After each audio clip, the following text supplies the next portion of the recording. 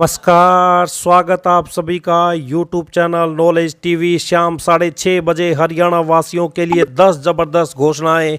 तो आइए देखते हैं 4 मिनट में 10 ज़बरदस्त घोषणा आदेश ऐलान। आज 8 अप्रैल मंगलवार।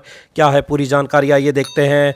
हरियाणा की सबसे तेज सबसे सटीक जानकारी के लिए चैनल को सब्सक्राइब करना ना भूलें। तो आइए देखते हैं 4 मिनट में 10 बड़ी खबरें, घोषणा ऐलान। पहली बड़ी घोषणा, रेवाड़ी से नवीनीकरण ऊर्जा विभाग हरियाणा के तहत जिले के किसान 6 श्रेणियों के 3, 7.5 व 10 HP के सोलर ऊर्जा पंप को 75% अनुदान पर लगवाने हेतु हरियाणा सरकार के पोर्टल पर 21 अप्रैल तक ऑनलाइन आवेदन कर सकते हैं।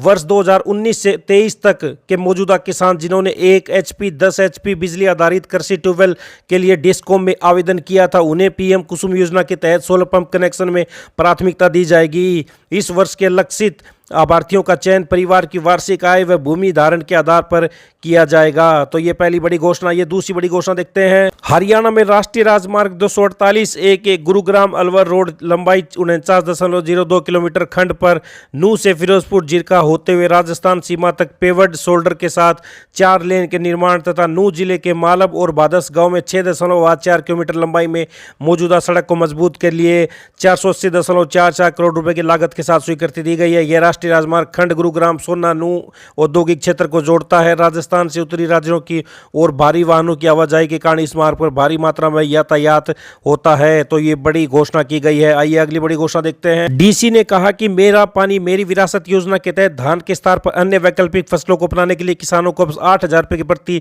एकड़ प्रोत्साहन राशि दी जाएगी, जो पहले 7,000 रुपए प्रति एकड़ थी। इतना ही नहीं, किसानों को सहकारी बैंकों से 0% ब्याज दर पर फसली ऋण उपलब्ध कराया जाता है। उपायुक्त ने कहा कि हरको बैंक व अन्य सहकारी बैंकों के माध्यम से किसानों को फसली ऋण 7% की ब्याज दर पर दिया जाता है, परंतु यह ब्याज की राशि 4% हरियाणा सरकार द्वारा और 3% केंद्र सरकार द्वारा वहन की जाती है। तो ये बड़ी अपडेट। आइए अगली बड़ी घोषणा देखते हैं। तो हरियाणा मुख्यमंत्री बड़ी घोषणाएं। प्रदेश के विकास हेतु 2,330 करोड़ के कॉन्ट्रैक्ट और वस्तुओं की खरीद को मंजूरी। फरीदाबाद में BK सिविल अस्पताल परिसर में बनेगा मातृ एवं शिशु अस्पताल। करनाल के असंध में 100 बेड वाले अस्पताल का होगा निर्माण। पलवल के गांव बंडोली में सरकारी कॉलेज का निर्माण होगा। कैथल के मुंडरी में लड़के तथा लड़कियों हेतु छात्रावास का होगा निर्माण। रोहतक व गुरुग्राम क्षेत्र में 66 kV और 132 kV कंपोजिट ट्रांसमिशन लाइन का होगा निर्माण।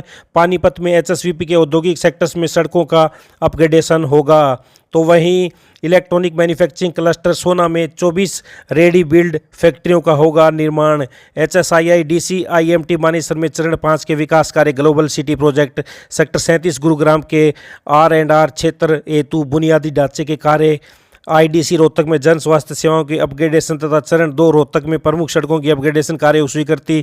सरस्वती नदी की क्षमता बढ़ाने के साथ ही विभिन्न जलापूर्ति और सीवरेज प्रणाली परियोजनाओं को स्वीकृति। तो ये बड़ी घोषणा आई। अगली बड़ी घोषणा देखते हैं। हरियाणा के कृषि एवं किसान कल्याण मंत्री ने कहा कि हरियाणा बीज संशोधन विधेयक के बाद किसानों को नकली और मिलावटी बीजों से निजात मिलेगी। तो अगर बीज असली है तो किसी को कोई दिक्कत नहीं होनी चाहिए। सरकार का उद्देश्य किसानों को नकली व मिलावटी बीजों से निजात दिलाना है। तो ये बड़ी अपडेट आई। अगली बड़ी घोषणा देखते हैं।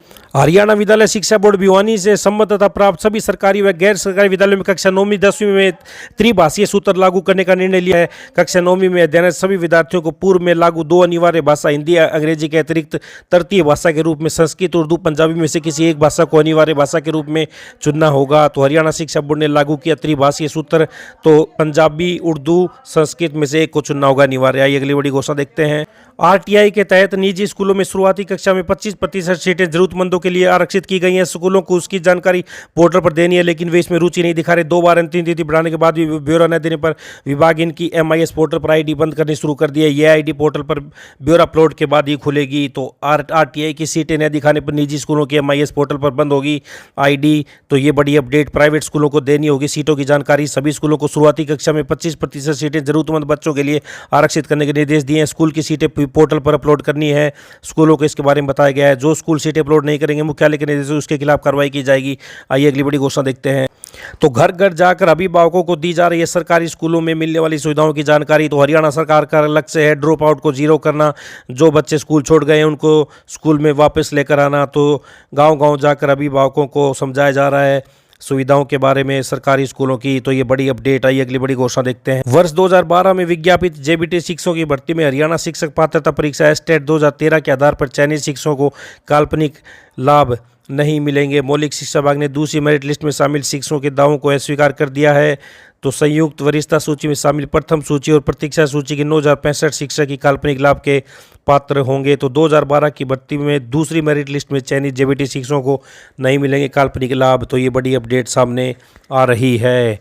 तो ये बड़ी अपडेट, तो काल्पनिक लाभ क्या होते हैं तो ये आप पूरी डिटेल पढ़ सकते हैं। तो ये बड़ी अपडेट सामने आ रही है। तो हरियाणा की हर छोटी से बड़ी जानकारी के लिए चैनल को सब्सक्राइब जरूर कर लें। यहाँ पर हरियाणा की सभी जानकारी आपको मिलती रहेगी। धन्यवाद।